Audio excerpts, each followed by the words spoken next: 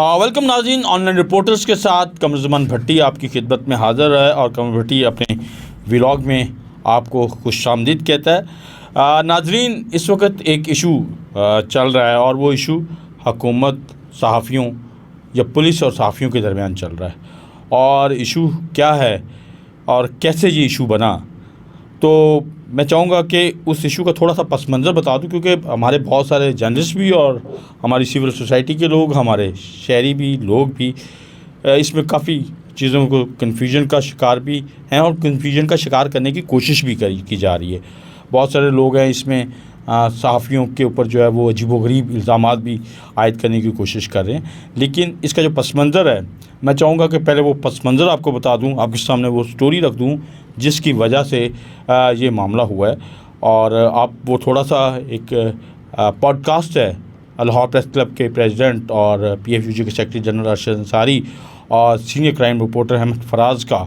और ये पॉडकास्ट क्योंकि आपका डिजिटल मीडिया पे हुआ और नाईम हनीफ जो पंजाब यूनियन ऑफ जर्नलिस्ट के सदर हैं, उनके चैनल के ऊपर RNN के ऊपर हुआ, तो मैं चाहूँगा कि वो थोड़ा सा क्लिप आप देख लें और फिर आपको उसका पस मंज़र समझाऊँगा और उसके बाद चीज़ें सामने रखूँगा ताकि आपके सामने हक़ाइक़ सामने आ सकें। तो आप देखिए कि क्या मामला था, क्या अरशद अंसारी साहब ने बात की और कैसे फिर वो तपश जो है वो तमाम जगहों पे फील हुई। तो पॉडकास्ट देखते हैं।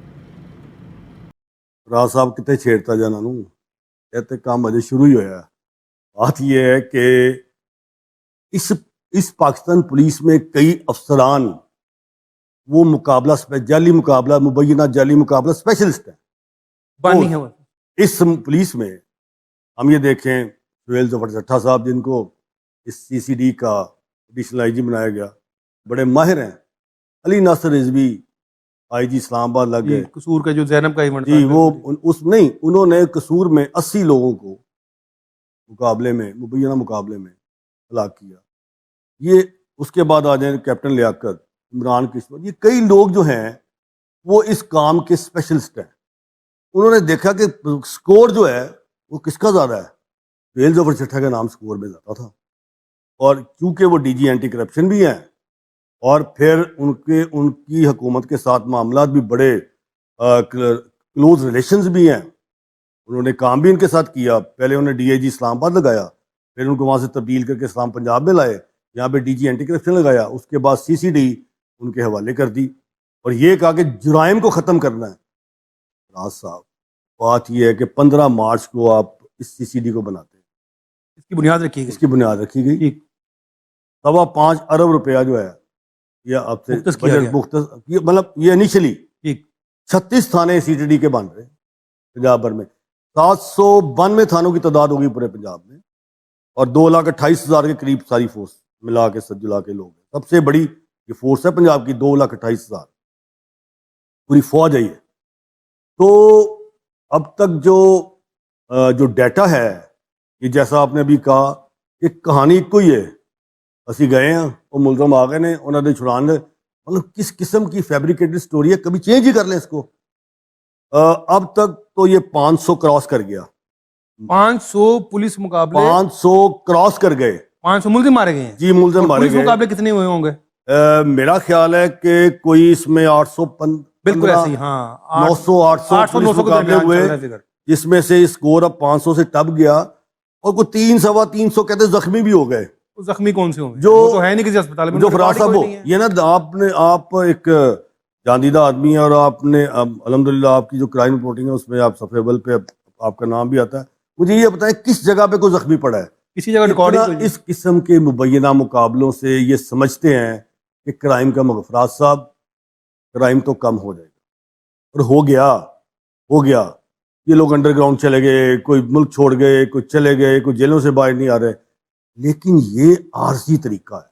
अभी होगा, ठीक कह रहे हैं, ये सिर्फ आर्जी मामला है। ये जब निकलेंगे तो मैं ही समझता हूं कि ये बिल्कुल गलत है। एक्स्ट्रा जुडिशियल किलिंग किसी भी माशरे में, किसी भी जगह, इस जगह मुझे किस मुल्क में एक्स्ट्रा जुडिशियल किलिंग होती है? ये पाकिस्तान है। मैं आपको यहाँ एक मिसाल दूंगा।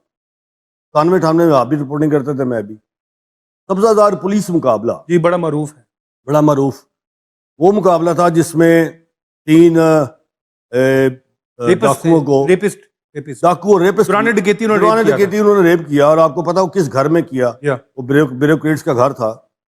और चाहिए तो ये था कि इनको 3-4 माह में ट्रायल करें बिल्कुल और उन्हें तख्तादार पे लटकाएं। बिल्कुल अदालती सिस्टम मजबूत होता है। अदालती सिस्टम मजबूत करें, अपने चलान अच्छे बनाएं। इन्होंने कहा जी इनको मार दें। अब बाबा अशरफ साहब होते हैं मुस्लिम टाउन के SHO, जवेद शाह साहब होते हैं SP सदर। इनको कुछ नहीं पता वो 3 किस तरह 3 बंदे हलाक करके लाशें वाले और इन पर डाल दी जाती है। और वो लवाकिन चिपके रहे। हर किस्म की इंक्वायरी हो गई, हर किस्म की। सब इंक्वायरी से ये पुलिस वाले बरी हो गए, बोर्ड बना दिया, DIG का बोर्ड बन गया, SPs के बोर्ड बन गए, हुकूमत चेंज हो गई। वही मुद्दई हाई कोर्ट गए, जस्टिस जवाद ख्वाजा ने कत्ल का मुकदमा दर्ज किया बाबर अशरफ पे, मौजूदा प्राइम मिनिस्टर शहबाज शरीफ साहब पे। इसने किया और इसकी इमाम पे किया। आज फराज साहब 21 सजदुद्दीन थे कल वो मुद्दई जी, सजदुद्दीन मुद्दई। आज 21 अगस्त है 2025। मैं सिर्फ ये आज कहना चाहता हूँ चीफ मिनिस्टर साहबा से कि क्या 1997 में शहबाज शरीफ ने कत्ल किया था? क्या शहबाज शरीफ बतौर चीफ मिनिस्टर लोगों को मरवाते थे? क्या वो एक्स्ट्रा जुडिशियल किलिंग के पीछे थे? नहीं। आज अभी 4-5-7 माह में आपने 500 लोगों को मुबैना मुकाबलों में भड़का दिया बिल्कुल फड़क गए। और एक रिवर्स हुआ वहां पे रियाड़ी में जहां वो DSP ने क्रॉस वर्शन कर दिया। बिल्कुल हुआ। मैं आपको आज ये इंडिकेट कर रहा हूं और मुतनब्बा कर रहा हूं इस चीफ मिनिस्टर साहब को और इस गवर्नमेंट को और इन पुलिस अफसरान को। सुहेल चट्टा साहब, जफर चट्टा साहब, तुम जाना भज, तुम तो पहले भी भज गए हो, तुम इतने रहना कोई नहीं। वो भाग जाएंगे? उसने भागना पहले भी भाग गया था। तुम जाना पहले भी जब वो दुबई चले गए थे वो बड़ा लंबा भागे रहे। वो तो तब नैब भी पीछे चढ़ गई थी ना इनके। नैब चढ़ी और चढ़े लोग और नैब के साथ साथ और लोग भी चढ़े हुए थे। जय बाग अभी आपने 500 लोगों को मार दिया। मुझे ये सवाल का फराज साहब जवाब बताया, बड़े सीनियर साहब हैं, आपने क्राइम रिपोर्टिंग किया और उस पर नाम कमाया। मुझे ये बताएं क्या सुहेल जफर चट्टा साहब आपने तो चले जाना है, क्या मरीम नवाज शरीफ साहब अभी कहीं चली जाएंगी भाग के? यही उठेंगे लोग? कल को इन्होंने जाना है अदालतों में, वहां से कत्ल के पर्चे होने हैं और आप इसके पर्चों में अंदर हो जाना। उसकी एक मिसाल 2005 में परवेज मुशर्रफ की हुकूमत थी, तारिक अजीज उनके प्रिंसिपल सेक्रेटरी थे। मेरे पास प्रेस क्लब आया, मीट दी प्रेस में बुलाया और मुझे CM का सुबह फोन आया 8 बजे, वो किनू बुला लिया जे, बड़ी बड़ी बुला जे, की रुख करता है जे, सानू दसिया क्यों नहीं? और मैं परवेज साहब का सुबह 8 बजे, और मैं कहा चोई साहब उनसे मेरा एक ताल्लुक था, तो मैंने कहा आपके ऊपर एक जुए के बड़े इल्जाम आते हैं, मरूम तारिक अजीज साहब ये गोड़ों की रेस तो कहना नहीं मैं आना तेरे को।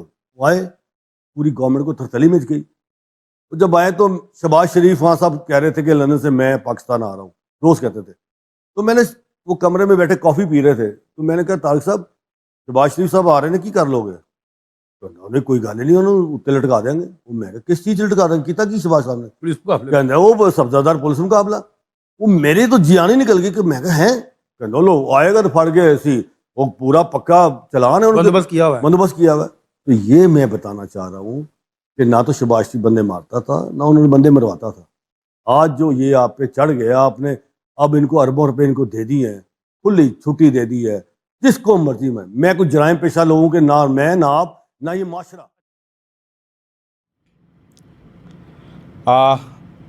नाज़रीन आपने देख लिया कि क्या ऐसा मामला हुआ। अरशद अंसारी साहब क्या कह रहे हैं, क्या ऐसी बात कह रहे हैं जो कुछ हलकों को बहुत आप कह लें कि बड़ी सख्त लगी है, बड़ी सख्त बुरी लगी। बात यह है कि नाज़रीन हम पिछले कुछ अरसे से बहुत सारी बातें कर रहे थे। जर्नलिस्ट तंजीमें ये मामला भी लेके आईं कि सहाफ़ियों को बरवक़्त तनख्वाहें नहीं मिलती, टाइम पे सैलरीज नहीं मिलती और उस सैलरी के हवाले से सहाफ़ी परेशान रहते हैं और सैलरी भी बहुत कम। तो उसके ऊपर मालकान अपना रोना रोते थे कि जी हमें एडवर्टीज़मेंट के पैसे नहीं मिलते। तो वो भी हमने की बातें सारी की और PFU ने इसके ऊपर एक बाकायदा मूवमेंट भी लॉन्च की। तो अब वो एडवर्टीज़मेंट ही हमारे गले पड़ गई। वो कैसे गले पड़ गई कि 9 अरब रुपए के करीब, जो मेरे पास इतलात हैं, हो सकता है थोड़ा सा फिगर आगे पीछे हो, लेकिन इतने पैसे जो हैं वो गवर्नमेंट ऑफ पंजाब ने वो मीडिया मालकान को दिए और मीडिया मालकान ने उसके ऊपर जो है वो कमाल, फिर वो आप कह रहे हैं कि वो उन्होंने खामोशी इख्तियार की। वो कहते हैं ना लम्हे पै जाना, वो लम्हे ही पड़ गए कि जो मीडिया की एक रिस्पॉन्सिबिलिटी है, जो सहाफ़ियों की ज़िम्मेदारी है कि आवाम तक सच पहुंचाना, सच की खबर पहुंचाना, आवाम तक हक़ाइक़ पहुंचाना, और वो एक आईना दिखाते रहना कि हुकूमत की कहाँ खामी है, हुकूमती इदारों में कहाँ खामी है, वो भी साथ साथ रखते रहना, और जो शहरी हुकूक़ है उसके ऊपर भी बात करते रहना, और ये सारा मामला रखते रहना। अब चूँकि मीडिया मालकान तो माशाल्लाह लम्हे पड़ गए, और पूरे तरीके से लम्हे पड़े। ऐसे लम्हे पड़े कि 64 सफ़ा का एक मैगज़ीन नुमा इश्तिहार दिया गया बिल्कुल ही उसके बाद तो, और बाकी इश्तिहारात पूरे पेज के कारकर्दगी की बुनियाद के ऊपर, यानी कि गवर्नमेंट की 9 माह की कारकर्दगी जो थी वो पूरे सफ़े के ऊपर फ्रंट पेज के ऊपर आई, और ख़बर जो लोगों को रोज़ाना की खबर का राइट है उस राइट से भी महरूम कर दिया गया। तो कौन बात करता, कहाँ बात होती? जब किसी भी चीज़ की स्टोरी जो है वो आवाम तक नहीं पहुँच रही, और ख़ास तौर पे जब ये एक्स्ट्रा जुडिशल किलिंग का मामला आया, अरशद अंसारी साहब जो नुक्ता उठा रहे हैं ना, वो एक्स्ट्रा जुडिशल किलिंग का नुक्ता उठा रहे हैं। अच्छा, नुक्ता तो उन्होंने गवर्नमेंट की हमायत में उठाया, मतलब मरीम नवाज़ साहिबा CM पंजाब हैं, हमारी ऑनरेबल वज़ीर आला हैं, उनके सामने हक़ाइक़ रखे कि मरीम साहिबा आप CM पंजाब हैं, आपने बिल्कुल क्राइम को कंट्रोल करना है, और आपने क्राइम कंट्रोल करने के लिए जो इदारा बनाया है वो उसको बिल्कुल आप पावर्स दें, सारा कुछ करें, लेकिन इस तरह का मामला ना करें कि जिसके नतीजे में वो तारीख दोहराई जाए जो आपके चचा के साथ हुई थी।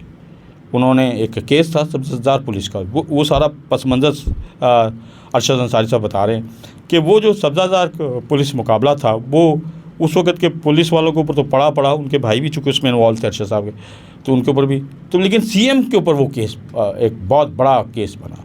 तो उन्होंने कहा कि मरीम साहबा ये बाकी लोग तो निकल जाएंगे, लेकिन ये केस आपके ऊपर पड़ जाएगा, तो आप केयरफुल रहें। आप क्राइम कंट्रोल करने के लिए बिल्कुल पुलिस को इख्तियार दें, आपने CCTV बनाया, बहुत अच्छा इक़दाम किया, लेकिन इसको पुलिस स्टेट जब बनाएंगे, जब 500 के करीब उनका मुकाबलों की निशानदेही की गई, अब उसको अगर आप किसी तरीके से, मतलब सिर्फ यही स्टोरी आए कि पुलिस ने फ़लाँ डाकू को पकड़ा है और वो उसको साथी छुड़ाते हुए जो है वो उसकी अपने साथियों की फायरिंग से मारा गया, या फ़लाँ जो मतलब बहुत घिनौना काम भी हो रहा है, इसमें कोई शक वाली बात नहीं कि ये जो गली मोहल्ले के गुंडे बदमाश हैं जो बच्चियों के साथ ज़बरदस्ती करने की कोशिश करते हैं, जो उनको हरासा करने की कोशिश करते हैं, उनके नेफे में भी पिस्टल चल रहे थे, तो वो लोगों ने, सोसाइटी ने एक हद तक किया भी ऑन, सब ने कहा कि ठीक है इसको एक हद तक, लेकिन चीज़ें जब आप बिल्कुल एक्स्ट्रा कर दें, जब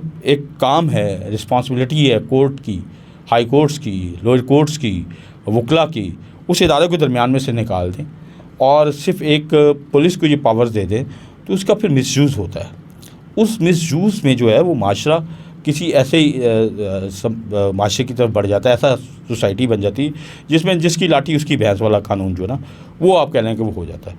तो वो जो मामला था उसको अरशद साहब ने बड़े वाज़ेह अंदाज में, अच्छे अंदाज में उन्होंने पेश किया, और वज़ीर आला मरीम नवाज़ शरीफ साहिबा ने इसको, मेरा ख्याल है कि इतना ये नहीं हुआ कि उन्होंने फौरी को इसके ऊपर रिएक्शन दिया या कुछ और किया, लेकिन हमें अंदाज़ा था कि ये मामला जो है, चूँकि ज़ाहिर है गवर्नमेंट ऑफ पंजाब ने और वज़ीर आला साहबा ख़ुद इसमें थी और वो ये चाह रही थी कि क्राइम कंट्रोल करने के हवाले से कोई डर खौफ का मामला हो, लेकिन उस डर खौफ के मामले में जब मीडिया के ऊपर फैक्ट्स सामने ना आए, यानी कोई फॉलोअप स्टोरी ना आए, पहले कोई इस टाइप के पुलिस मुकाबले होते थे तो फॉलोअप स्टोरीज़ 8-8 10 दिन चलती थी, नेफे में पिस्टल की स्टोरीज़ के भी फॉलोअप चलते थे, तो अब बिल्कुल फॉलोअप वगैरह गायब हो गए थे, सारी चीज़ें गायब थी।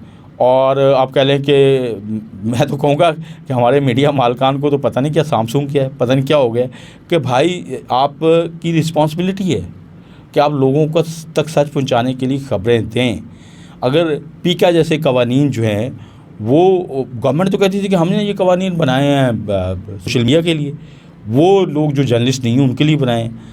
अच्छा, ख़बर आपने मैनेज कर ली, आपने इश्तिहारात की शक्ल में मालकान को ख़रीद लिया, तो सोसाइटी कहाँ जाए, माशरा कहाँ जाए, लोग जहाँ लोग सवाल उठा रहे हैं, जहाँ लोग कह रहे हैं, एक हद तक लोगों ने इसको ओन भी किया। मैं ये नहीं कह रहा कि लोगों ने ये कहा कि ये गवर्नमेंट जो है, लोगों ने कहा कि ठीक है, ये जाहिर है क्रिमिनल्स को किस तरीके से कंट्रोल किया जा सकता है, लेकिन अगर इसमें किसी तरीके से लीगल चीज़ों को ज़्यादा स्ट्रॉन्ग किया जाता, मतलब वज़ीर आला के तौर पे वो अगर पंजाब के थानों में, हर थाने में स्पेशल लीगल टीमें अगर तश्कील देती और उनको थोड़ा सा प्रोसिक्यूशन के मामलों को तेज़ करती। ज़ैनब केस की भी अरशद साहब ने मिसाल दी कि अगर उसमें 3 माह में फ़ैसला हो सकता है तो इन मामलात में क्यों नहीं फ़ैसले हो सकते।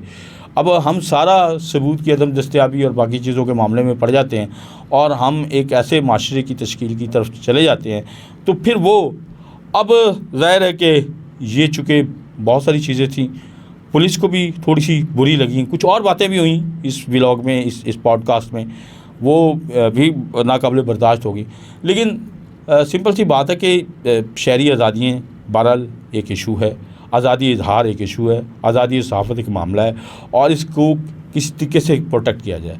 सहाफ़ी क्या खबर देनी छोड़ दें, क्या बिल्कुल मुंह बंद कर दें, कुछ ना लिखें, कुछ ना बोलें, यही एक सवाल था जो सहाफ़ी कम्युनिटी उठा रही थी। और सहाफ़ी कह रहे थे कि आप जब ये लोगों की राइट्स के ऊपर बात नहीं करेंगे तो फिर लोग कैसे आपके साथ जुड़ेंगे। माजी में भी जितने भी बहाने दौड़ रहे हैं, मतलब मैं बात कर रहा हूँ मार्शल दौर की बात कर रहा हूँ, तो सहाफ़ियों ने खड़े होकर उन अदवार के ख़िलाफ़ बात की। हमारी पॉलिटिकल जमातें तो बड़ी अजीब बात है कि वो सरेंडर कर जाती हैं। वो मतलब जो भी कोई जो जमातें खड़ी होती हैं उनके ऊपर एक शक्ति का दौर होता है, उनके ऊपर एक मामलात होते हैं। माजी में पीपल्स पार्टी की मिसाल है कि किस तरीके से उन्होंने जबर के दौर को बर्दाश्त किया, जनरल के माशाल्लाह में, और बहुत सारी चीज़ें। अब कोई ये तो नहीं कह रहा कि पाकिस्तान को हदम इस्तेकाम करने के लिए कोई अगर बात की जाए, हम ये तो नहीं कह रहे, हम तो ये कह रहे हैं कि भाई इनको किसी तरीके से कंट्रोल इस तरीके से करें कि मुल्क के अंदर कोई कायदा कानून भी हो, कोई बात लोगों तक पहुँचे भी। ये ना हो कि इसके नतीजे में बिल्कुल खामोशी हो जाए, कब्रिस्तान का माहौल हो जाए और सुंजियाँ हो जाए गलियाँ के विच मुर्दा यार फिरे। सो वो सारा पस मंज़र था और उसी के नतीजे में फिर फॉलोअप में ये सारा मामला जो है वो हुआ और लड़ाई बढ़ी। और नईम हनीफ साहब जो RNN के आप कह लें कि वो चैनल के जो डिजिटल चैनल उसके हेड हैं और पंजाब यूनियन ऑफ जर्नलिस्ट के सदर हैं, उनसे गलती क्या हुई कि वो उन्होंने अपने प्रोग्राम में, अपने टीवी चैनल में जो है ये बात रखी, अपने टीवी चैनल्स को, अपने डिजिटल मीडिया को, जर्नलिस्टों को सामने रखा और वहाँ पे भी ये बातें हुई। तो उनके घर पे भी छापा पड़ गया। वो पुलिस अगर जो उसको डिनाई कर रही है और कह रही है कि ये हमने कोई करीब कोई सी घर में छापा मारा था और ये की थी चीज़ें, लेकिन बहरहाल नईम साहब ने, और हमारे लिए काबिल एहतराम है, हमारे सदर है पंजाब यूनियन ऑफ जर्नलिस्ट को, उन्होंने ये बात चूँकि ऑन रिकॉर्ड एक PFUJ के जो इजलास था उसमें रखी कि मुझे टारगेट क्यों किया गया, कि इसलिए कि मैं ज़ाहिर है कि इस चीज़ को अब सहाफ़ी किधर जाए। मामला जो है अब हम लोग तो ज़ाहिर है कि सहाफ़ी जो है वो वकला के पास भी गए, सहाफ़ी जो है सिविल सोसाइटी के साथ पास भी गए। HRCP के वाइस चेयरमैन जो हैं लाहौर में, पंजाब में, राजा अशरफ साहब, वो भी वकला के जब जॉइंट प्रेस कॉन्फ्रेंस थी तो वहाँ पे मौजूद थे। तो चीज़ें आगे बढ़ रही हैं। सिर्फ यही है कि गवर्नमेंट से कोई नहीं लड़ना चाह रहा, माशरे को एक नॉर्मल माशरा भी बनाना चाह रहे हैं, माशरे को एक कानूनी माशरा भी बनाना चाह रहे हैं। और उसमें सिर्फ गवर्नमेंट से एक ही बात है कि आपका चूँकि पॉलिटिकल रोल है, आप जब शहरी आज़ादियों को प्रोटेक्ट करेंगे, आज़ादी सहाफ़त को प्रोटेक्ट करेंगे, आज़ादी इजहार को प्रोटेक्ट करेंगे, तो तभी आपकी प्रोटेक्शन भी हो सकेगी। कल को अगर ये मामला सारे बिल्कुल हो गए तो फिर कल को आपके ऊपर सख्ती आएगी, तो फिर कोई उस वक्त खड़ा होने की पोजीशन में नहीं होगा। अगर कोई चाहेगा भी, सहाफ़ी तंजीमें चाहेंगी भी तो नहीं खड़ी हो सकेंगी, वकला चाहेंगे भी तो नहीं खड़े होंगे। तो खुदा के लिए इस इशू को समझने की कोशिश करें। और मैं समझता हूँ कि अच्छी बात यही होगी कि हुकूमत जो है इसको रिलाय करे और इस मामले को अगर ख़त्म भी करना है तो इसमें क्या ऑनरेबल तरीका जो है, ये नहीं है कि पुलिस जो है वो मतलब आर्म ट्विस्टिंग करे, घरों में छापे हों और बाकी चीज़ों। तो इजाज़त दीजिए, हमारी सारी सूरत हाल हमने आपके सामने रखी, आइंदा भी जो कुछ होगा वो भी आपके सामने रखेंगे। इजाज़त दीजिए, अल्लाह हाफ़िज़।